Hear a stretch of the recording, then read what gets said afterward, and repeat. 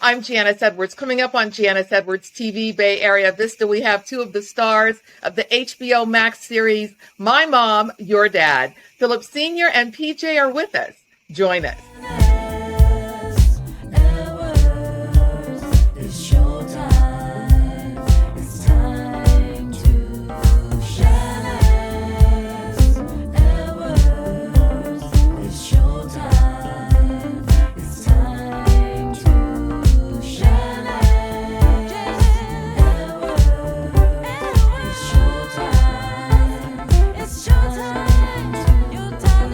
Welcome to Janice Edwards TV, Bay Area Vista. I'm Janice Edwards, and I'm so glad that you are with us today. On our show, we have two of the stars of the HBO Max series, My Mom, Your Dad.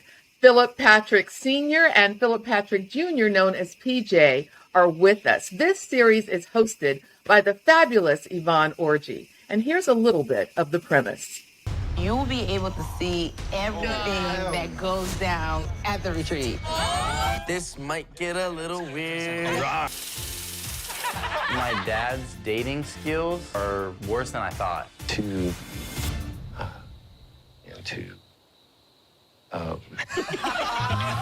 So Phil and PJ, it is wonderful to have you with us. It's been a while since we've seen each other, and PJ, I have to say, you were a teenager the last time I saw you. Now you're all grown up in med school, so congratulations on that. And Phil, it's wonderful to see you. So let me ask you both, and Phil, I'll start with you. How did this all come about? How did you wind up being a reality TV star? I have to say that on my website, I have a free gift, How to Be the Star in the Reality Show of Your Own Life. And Phil, you are the embodiment of that. So how did this happen? Yeah, it was kind of funny. I met with, or my daughter got into The Bachelor, last year, and so my son and I started watching it with her. We were all, of course, huddled up in our house because of the pandemic, so we had a fun time watching that, and we saw an advertisement for the show, and my daughter submitted my information, and so I went from sitting in my home office doing my healthcare IT work one day, and then 3 weeks later, I'm sitting in this amazing modern home with this incredible landscape in the back and cameras all around. Okay, and so PJ, how about you? What were your thoughts about becoming involved with this reality show? My thoughts were mainly just trying to support my dad. I never thought that I would be a person on a reality TV show. I'm like the last person that I expected that would go. I thought my little sister was going to go really at first, but she had to do an internship, and I was just getting ready to go to medical school, and so the opportunity presented itself, and my dad was very excited. He called me like 15 times, trying to so that I could answer and see if I could go. So I figured, might as well. I think this would be a good bonding experience. And it was, we had a blast. And that's one of the things that I love is the sweetness about the show. But let's go back a little bit. Before this, had you and your dad talked about his dating life? Because your parents are divorced. And for kids, sometimes it's hard to imagine their parents in dating situations. Yeah, I hadn't really talked to him about it. I think I had met a couple people that he had dated, but as far as talking about dating for either of us, like that was never something that we ever talked about. So this was a brand new experience for both of us. But I think overall it brought us closer together. Yeah, and it was great. And the thing that really helped us a lot was while we were quarantining, we quarantined for 14 days before we started taping. And we received about, I think, 2 different questionnaires of 200 plus questions. And they were deep about dating, what you don't like, why you're single, and it went on and on around that subject of dating. And in fact, it took me 2 days to complete the questionnaire, just really thinking about it and responding to it. And I think those questions that both of us answered, I think helped us to think more. I think helped me, and I think my son too, just more about just the fact that we need to talk more about this. We haven't really been talking much. We need to hang out more and talk more about this sort of thing. So the show was really instrumental in, I think, bringing us together, as PJ said, just through the thinking about and discussions about the questions and the subject matter that came up, during that quarantine and the questionnaire, and then into just interacting with the show. Yeah. Well, it's great to see. And of course, it is all about finding love at the Second Chance Retreat. So, Phil, we won't do a spoiler alert. People, you'll have to watch the whole series. I'll tell our viewers, like I did, binge watch the whole thing to find out more about what happens with Phil there. But PJ, I'm going to ask you, because as the kids were there bonding, a lot of people became close. So are you in a relationship, and have you stayed in touch with the people that you met on the show? Yeah, I have a girlfriend, Michaela. She's awesome, and she's like just really helpful in everything, medical school, and just really supportive, and so she's been great to have. And yeah, we have a group chat with all the kids from the show, so we're seeing all each other's reactions to watching the show, and what we thought of it, we were saying like, what they cut out or what they kept in, and we definitely still talk, and we did get really close. We had a great time. So we'd still talk every now and then, do a group FaceTime or something. It seems like there was a nice bond there. So PJ, you have a girlfriend, and how has this impacted your relationship in terms of your being a reality star? Do you have people sliding into your DMs? I don't, because I don't have any DMs to slide in. I don't have an Instagram or Twitter. I'm not much of a social media person. That's more my dad. So it hasn't really affected much. It's funny because like some people in my class have watched the show, but I don't think it's really affected me or our relationship very much at all, to be honest. Okay. Well, how about you, Phil? I know that even if you found love on the show, there are people who are probably sliding into your DMs. Can you share about the love that you've been getting as a result of the show, and the interest probably in you? Oh, well, I have had daughters tell me that they're interested, that they want to introduce me to their mothers. I've had sisters telling me they want to introduce me to their sisters. I had a son telling me I should meet his mother. So yeah, I've been getting a lot of that, and from all over. And I think the funniest one so far would have to be the conversation I had with a woman the other day. We were messaging back and forth, and she seemed like a really nice person, and she's local, and so it was kind of a nice little exchange. And then she asked me, she said, I don't think you're really holy water. And I said, well, what makes you think that? And she said, send me a picture patting your head. Huh? What? Oh my goodness. Okay, so you just gave a little. I told her holy water wouldn't do that. That's funny. So we have to explain. And by the way, thank you, because you just gave us a little tip about something, because you're responding to people who are messaging you. So anyway, let's talk about this name, Holy Water. How did you get that nickname? Well, actually, that name was given to me by one of the cast members, and Patricia Duncan, and it kind of came out of maybe some impressions about my spirituality, and then at the same time the fact that I like to swim. I used to be in the master swim team. Oh, wow. And there was a pool, and and I was comfortable in the pool. So I don't know, but to tell you the truth, that's what I'm guessing, but I don't actually know. She's going to be on my Instagram Live on Tuesday, and she's going to tell us. Oh, okay. So Trish will be on your Instagram Live. Okay, so you two have stayed in touch. And I remember that some of the comments were, wow, he looks, I think someone even said you look like Jesus walking in or something. So there are all these reactions to your presence. And I know that your spiritual life is very important because we actually met, the three of us used to see each other at a church where we both brought the word. So how were you with setting boundaries with the camera, the expectations, and the fact that you were there to find romance? Right. Well, I mean, it's important to just kind of say off the top that I prayed a lot before I went into it, while I was taping, in between, and then, and even now that I'm interacting with people. And, while I was there, before I went on camera, I think there was just a lot of communicating with God, what do I say here? I may look goofy, but if you look good and you're glorified, I'm happy. So, please guide me, So, yeah, I mean, I think it was just a lot of prayer throughout. I think the other thing is, I mean, let's face it, we're in our 40s and 50s. Our kids are watching. I mean, we're not 20 something. We have careers, right?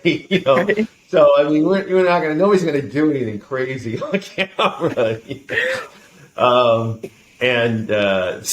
I think it was just a practical thing that I think, that set boundaries for me. And then, really just, constant communication, with God throughout the taping. Yeah.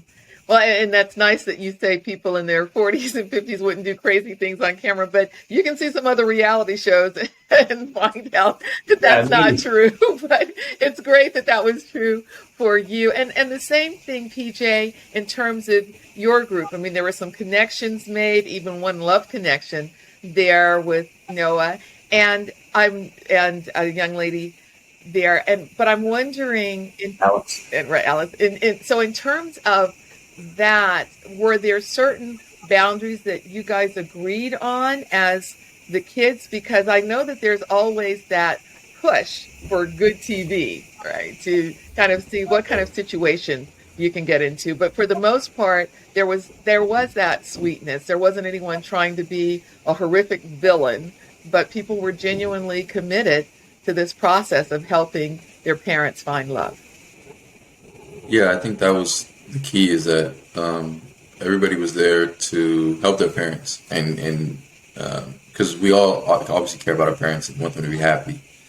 So there wasn't anybody that was more focused on themselves and their parent, which I think really helped form a really nice bond with everybody, because we were all there with a common goal, and we all had common experiences too, from like growing up and dealing with parents' divorce and things like that. So I think that was probably the most important thing for all of us, and so that allowed us to get closer as a group and really form a strong connection. Yeah. And one of the things that you had to do was you had to do sacrifices in order to help your parents along with their dates. And one of yours was the broccoli challenge, which I like broccoli, but that was a lot of broccoli. So how do you feel about broccoli these days? I've recovered from the trauma of eating a broccoli hot dog, raw broccoli hot dog. Yeah, never will I do that again. But overall, I'm okay with broccoli now. I can eat it without tearing up. So right. Making progress. Thank goodness it wasn't a bug challenge like on your body. Oh no, that wouldn't have been good. And awful. And Phil, one of your dates was to do yoga on a paddleboard, and there were some positions that you and your partner had to try. How was that experience? I mean, I know what we saw on camera, but filming it, how long did it actually take, and what were your thoughts while you were doing it?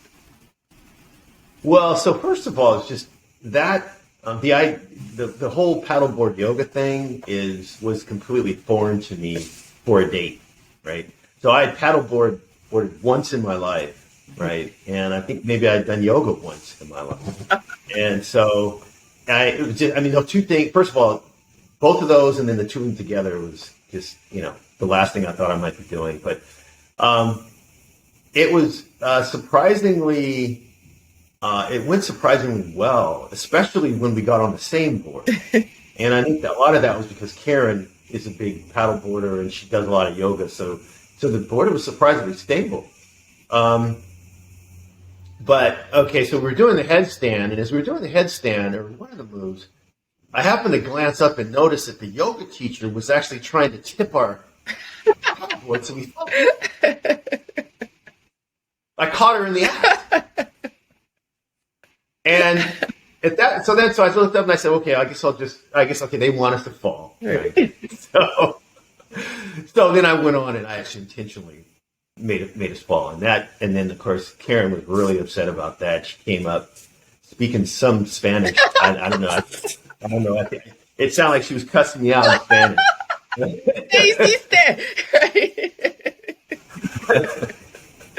Oh, that's funny. I'm sorry, go ahead. No, I was just going to say that, that it was a great way to get to know Karen. And I think it's the kind of activity that, I would consider doing again, just because it really was a lot of fun. And it's something that, you get on the same board, you're doing something together, and you can kind of get to know something about something. Right. And it's interesting that you mentioned that you could see how the producers were leading you in terms of certain things to make better TV. But a lot of the organic moments came from things that were just true to your life. For example, PJ, there are a couple of lines that your dad had. One was, "I loved you before I knew you," which I think those are the lyrics to a song, aren't they? I think you're right. Yeah, probably a song that came out before I was born because my dad doesn't listen to any music after 1985. Exactly. So, I think so. So, Phil, that was considered one of your better lines. So, where did that come from? That came from the 21 Savage song. Okay, that's what yes. I like that song, right? And PJ, you also said that your dad doesn't have much game, but once he gets going, he's a force to be reckoned with. So there were moments when all the kids were watching going, ew, should we be watching this? So what did you discover about your dad during those moments of watching him on different dates? I learned that he gets camera shy. And that was the most surprising thing because my dad is always my whole life, super extroverted, out there. But it was funny. I could tell it wasn't himself. He was he seemed kind of nervous, was kind of freezing up, pausing when he was speaking. And it was weird. I've never seen him like that. And I was for a while, I was what's going on? And then it is a whole different experience when you have 20 cameras and 30 different angles being pointed at you and microphones and a bunch of people watching you. So that makes it tough. But yeah, that was the thing that I think shocked me the most, more than anything, was more than any of the tech talk or anything like that on the dates. The most surprising thing was that he was camera shy. And Phil Sr., what did you learn about PJ through this process? I know you mentioned that you became closer, but anything that also stood out in terms of seeing your son in a different light? Yeah, so I mentioned we quarantined in a Hollywood hotel for 2 weeks before, and then and we got a chance to just talk more about my life and my marriage and what it's like being single now, and I got a chance to learn more about him and his approach to courting and courting, and it just brought us closer together. I gained more of an appreciation for him as an advisor.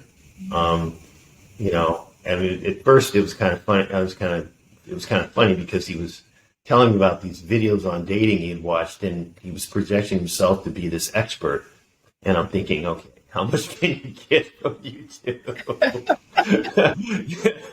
But, it turns out, and I don't know if his insight was coming from that or what, but he offered some good coaching going in, and especially, and then afterwards, as we were ending the experience, we had a joint interview at the end, and gosh, he really had a really solid understanding of me and where I am right now in my life, and I would really appreciate just his genuine concern for me finding a life partner.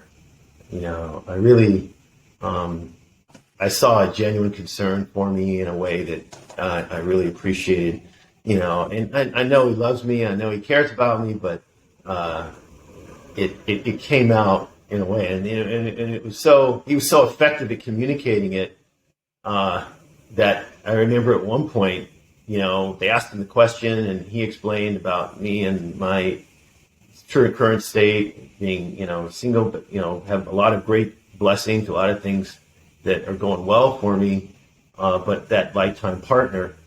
And then they asked me what I had the same question, and I basically said what he said, because he said everything. He said so well. I don't even say beyond that. So, yeah, I think my son, he's a blessing. He's a real blessing, and it was great to be able to bond with him in this way through this entire experience. And PJ, you were laughing that your dad took your words. So what do you have to say about that? I think, like I said, I think when the camera was like really honest, I think I was somehow like more comfortable in front of the camera, I think. And so it was easier for me to say what I wanted to say and communicate a little bit better. So, I think because I was more comfortable, it was just, and like he's right. Like I do, I know him very well. I think that, and I'm, sometimes I can be a tough. It's like coaching, right? Like sometimes you can have a tough coach, but I know he knows I care about him. And I want the best for him and want him to present himself in the best light. So, I'm not surprised. I think I did a good job summing up the whole experience. So it makes sense. He did a good job, though. I will say that. So when I first saw the trailer to the show, I'm thinking, "Wow, man, my son threw me under the bus." Threw yourself under the bus. Then when I saw the episodes,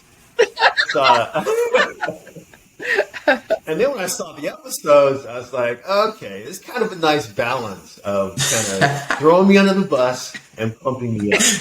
and he pumped me up a little bit too. So I felt good about it. But boy, at first I sure was concerned, man. And that wasn't just editing, that was the reality. One of the things that this show reminded me of, because my parents were divorced, and I remember coming home from college and thinking, well, these are adults. I'm 22. How come they don't have it together? And then life happens. And as you live, you understand how things can just impact you differently. And there's that perspective. So it is wonderful to see the growth and the vulnerability. That's one of the things that was often brought up, is everybody had to let their walls come down in a way so that you could learn something new. But I also like the teasing that you two have in that way with he didn't throw you under the bus, but he did share certain things about you. So now, Phil, now that you've seen yourself in this light, in this series, with this experience, what do you want for your life? Do you want more reality television shows, just to find love and then stay with the IT and tech things you've been doing? What are your goals? Right. I think first and foremost, I would like the good Lord to bless me with a lifetime partner. But if that doesn't happen, I've got a lot of joy and peace and contentment. But I think the next phase of this, I would like to potentially go back to being like a technical marketing kind of pitch guy. In my late 20s, early 30s, I had some fun work. I was a technical marketing guru, I guess. I went around the world and presented on new technologies and new products. Nice. And it was a lot of fun. I went to some interesting places. And I'm thinking maybe that might be my next move. I think also it looks like, that job that Jake at State Farm seems like a fun job. Maybe I could be something like that. Watch out, Jake. Silver Fox is coming for you.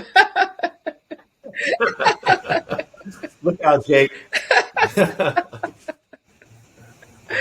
Oh, that's great. That's great. Well, maybe we can help it happen. PJ, you're just shaking your head. I know that you're in med school. What are your goals? What's ahead for you? So it's my first year, so I'm just trying to get a lot of experience with different specialties. Right now, I'm leaning towards anesthesiology, and so I'm looking to do some research this summer, maybe here at UCI or maybe at a different institution. But right now that's what I'm leaning towards is anesthesia. So you touched on this a little bit with what you learned from the show.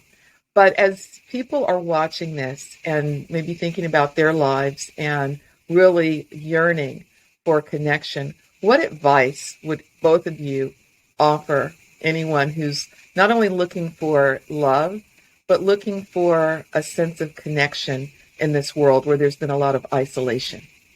One of the things that I learned from being on the show, and I think just in the last several years from being single, is that there's a tremendous amount of value in building that foundation of friendship, because what happens is, a lot of people make the mistake of pursuing romance, right? And then it becomes a transactional thing. If there's no romance, then I move on. Where there's a woman, or if you're a woman, there's a man, there's someone there that offers some interesting things to do in this world. Very well said and very true. It's like we are precious beings, and the fact that we connect with other people is precious and so valuable. So that's great. And PJ, as we wrap up, what are your thoughts? I would say I think the best advice I could give is just especially if you're feeling isolated, is maybe take that time to focus on improving yourself in whatever way that might be. So whether that's reading more or working on how you treat people and interact with people, whether that's cooking more or exercising more, whatever it is. I think the better you take care of yourself and the better person you become, the better people you'll attract. Awesome. Level up. I think you might have some life coaching ahead of you in addition to your medical career. Great advice. Well, it's wonderful to talk with both of you. Great to see you. And I'm so excited about your success. So once again, if you haven't seen it, you have to catch it on HBO Max with Phil, Patrick Sr., and PJ. Well, thank you both for being here. It was wonderful reconnecting with you, and just continued success. Again, if you'd like to see Phil and PJ, the show is My Mom, Your Dad, HBO Max. It's a great series and just really heartwarming. So thank you all for joining us, and thanks for all that you do to make our Bay Area and our world a better place. And if you have love, hold on to it. If you're seeking love, trust that the love you're seeking is also seeking you. I'm Janice Edwards. Please join us again. We look forward to seeing you next time.